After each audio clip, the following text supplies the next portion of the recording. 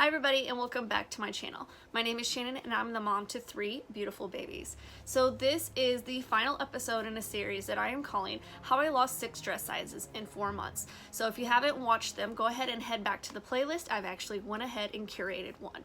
So for the first one we talked about diet, the second one we talked about some of my workouts, and in this episode today we're going to be talking about sleep and the importance of sleep during your weight loss journey.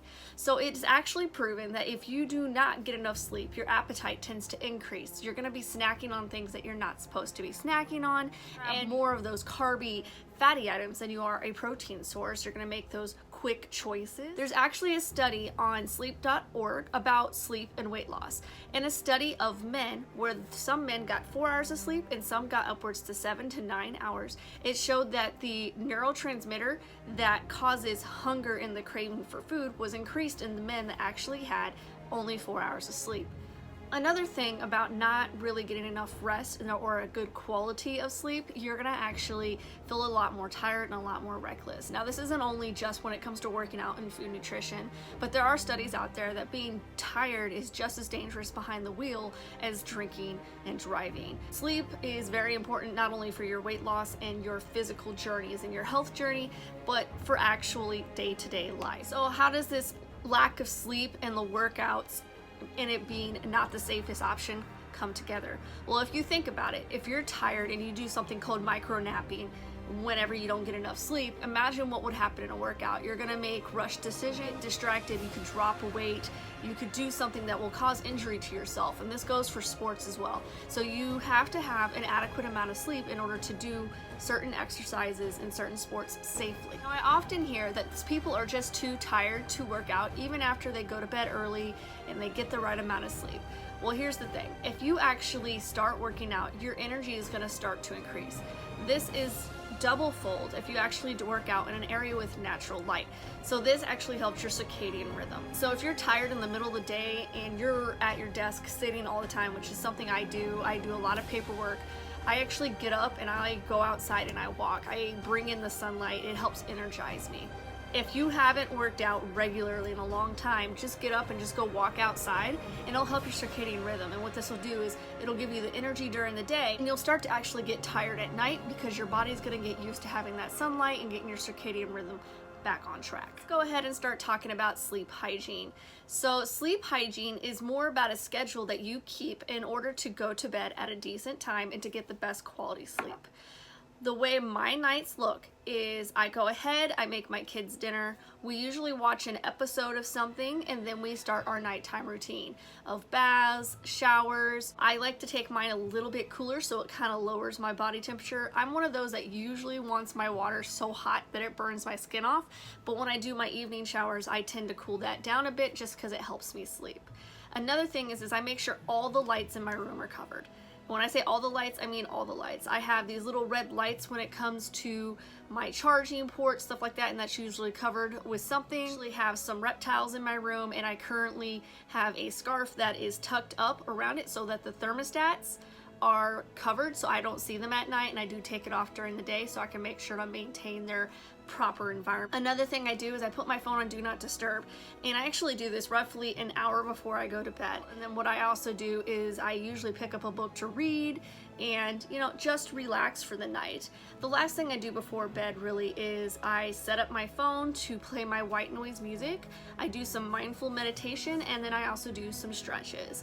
So that's what helps me, is having a nice dark room. I have a cool room with a fan that's usually going. I have absolutely no light shining because even the slightest amount of light will mess with your circadian rhythm.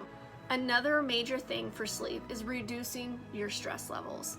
A lot of people tend to take on a lot. I found that by reducing my stress, by cutting out unnecessary stressors, especially in the evening, it tends to help me sleep better. One of the things that I do take for this is called Core 21, and I'll go ahead and pop it up right here. This actually helps with your cortisol levels in a natural way. So this will make you kind of tired. It actually helps regulate your cortisol, and it makes it so whenever you do go to sleep, you're in a good deep sleep. You're getting that good recovery sleep. They also have something called night tea, which is a little bit stronger, but I find taking 2 tablets of Core 21 is perfect for me. Now, I only take this 5 days a week. I do not take it on Fridays or Saturdays. Another major thing for me when it comes to my sleep is I've actually turned into an early bird. For the people who know me, I am not a happy person in the mornings, but I have found a way to become an early bird. I'll go ahead and pop up a post right here that I made on March 24th of 2021. I will go more into depth of that and what really spurred me on to actually make that post in a later video. So if you want to go read this, my Instagram is right here, so please go ahead and follow me. According to sleep.org, the recommended sleep for an athlete, which is what I do consider myself because I do work out quite a bit, is 7 to 9 hours. On average, I get about 7 hours. Now, if you're an elite athlete, which is not quite where I am yet, they actually recommend 9 or more hours. So you'll actually notice that there's a lot of people who do sports as a living, and they'll actually work in sleep into their workout schedule because it is that important when it comes to muscle recovery. So you're gonna want your protein, you're gonna want your fast digesting carbs, and you're gonna want your sleep if you want to grow those muscles. All in all, sleep is essential when it's to your fitness journey. Whether you're looking to lose pounds, put on muscle, or just to improve your mental health, you need that sleep. It is also essential whenever it comes to your day-to-day activities, driving a vehicle, doing your work to maintain a high productivity level, even just being a mom. If you're tired, you're not really gonna get that quality of life that you're looking for. So this is the end of the 3-part series of how I lost 6 dress sizes in just 4 months. The 3 essential things for me to lose weight were to actually maintain a proper diet, not do a fad diet, but to do an actual sustainable lifestyle of eating.